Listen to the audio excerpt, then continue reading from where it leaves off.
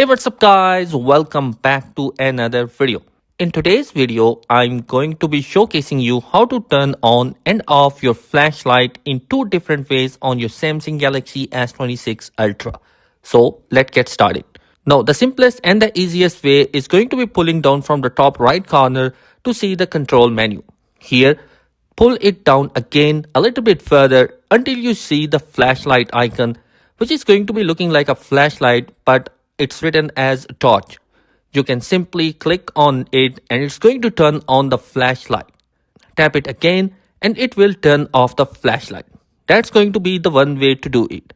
Now, if you don't find this torch button here, tap on this edit button, then tap on this plus add control button, and then scroll down until you find utility section. Here, you will find out the torch button, tap on it, and it is going to be added into the controls. Now, another way to do it using the physical button, double tap on the power button and it will turn on the flashlight. Now, in order to do that, what you need to do is to open up your setting, scroll down to advanced feature, tap on it, tap on side button, tap on double press. Here, select torch. Now, when you double press, it will turn on the torch.